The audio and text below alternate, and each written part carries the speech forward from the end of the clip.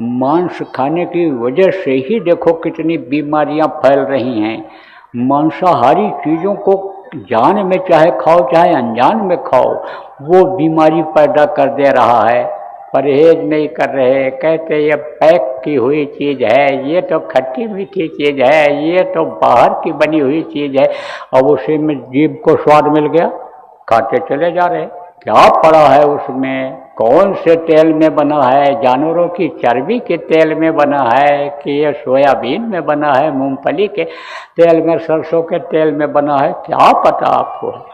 तो चाहे अनजान में ही आपने खाया, बेचने के लिए देखो बेईमानी है जिसको करना होगा तो वो लाल निशान की जगह हरा निशान नहीं लगा देगा और लिखेगा भी कि ये चीज़ें पड़ी हैं। डिक्शनरी में खोजोगे इसका मतलब क्या होता है अंग्रेजी का, तो खुद नहीं मिलेगा जल्दी। वो चीज़ें वही होती हैं कि जो अखाद्य चीज़ें हैं वही चीज़ें होती हैं। उनमें मन लग गया खाने का आपका, तो समझो कि अंदर गंदगी गई कि नहीं गई।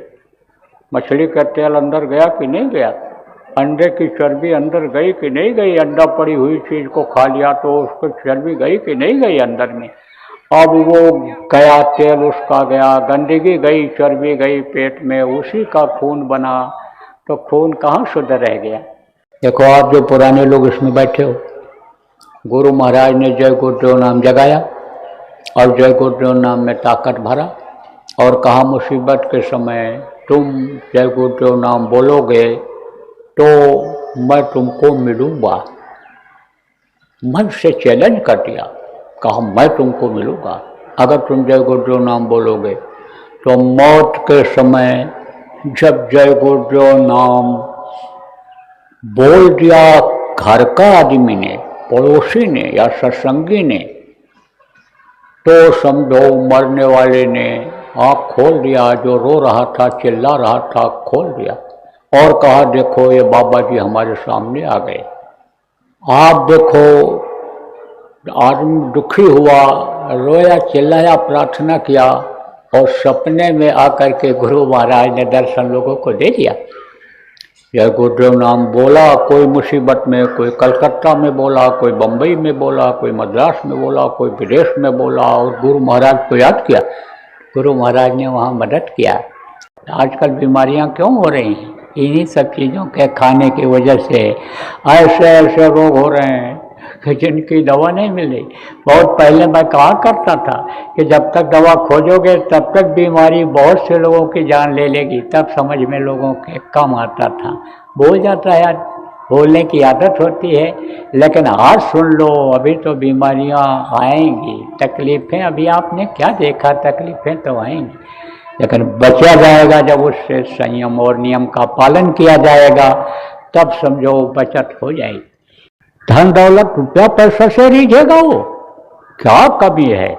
देने वाला यानी जिससे आप समझो कि मांगते हो उसको आप कैसे खुश करोगे, ऐसे खुश नहीं हो सकता है। रुपया पैसा किसका लिया हुआ है, यह धन संपत्ति मान सम्मान इज्जत किसकी दी हुई है, गुरु की दी हुई है। गुरु महाराज की दया से प्रेमियों हमको आपको जो ये मिला है, ये मिला है, ये उनकी दया से मिला है। तो हम ये चीज़ उनको दे करके कैसे खुश कर सकते हैं। हम तो दो आंसू उनके लिए, उन्हीं को पाने के लिए बहा करके उनको पा सकते हैं। तो जिस दिन दो बूंद आंसू आँख से निकला उसी दिन वो दयालु हो जाएगा, वो दया कर देगा। इसलिए घाट मत छोड़ना। तो कोई ज़रूरी नहीं है कि इसमें सब पढ़े ही हो और वही काम कर सको, कढ़े लोग भी कर सकते हो। भजनानंदी कढ़ जाता है, सत्संग सुनने वाला, गुरु की बातों के, गुरु के पास जाने वाला, गुरु की बातों को सुनने वाला, समझने वाला कढ़ जाता है।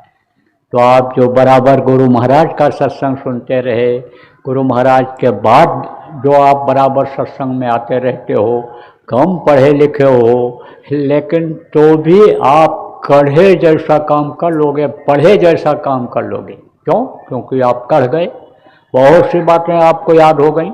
उन्हीं बातों को लोगों को बताते रहो, समझाते रहो, जहाँ खाली बैठो वहीं बताते रहो। तो आजकल तो देखो बीमारियां भी बहुत बढ़ गई, घर घर बीमारी हो रही है। और समय पर देखो न जाड़ा हो रहा, न गर्मी हो रही, न बरसात हो रही। उम्मीद जितनी होती है उससे ज्यादा ठंडी पड़ने लगती है, उससे ज्यादा बरसात होती है, उससे ज्यादा सूखा पड़ जाता है, उससे ज्यादा आंधी तूफान आने लगता है, उससे ज्यादा अन्य समझो कि ये धरती हिलने लग जाती है। रेक्टर पैमाने पर आते समझो कि नापते हैं तो कहीं कहीं देखो विनाश हो जाता है, इसी वजह से विनाश हो जाता है, कहीं हल्का ही झटका लगता है। तो ये समझो आप कि ये किसकी वजह से होता है, ये मनुष्य के कर्मों की वजह से होता है। उनके कर्म मनुष्यों के इतने खराब हो रहे हैं, गंदा हो रहे हैं कि जिसकी वजह से मजबूर होकर के इनको सजा देनी पड़ रही है।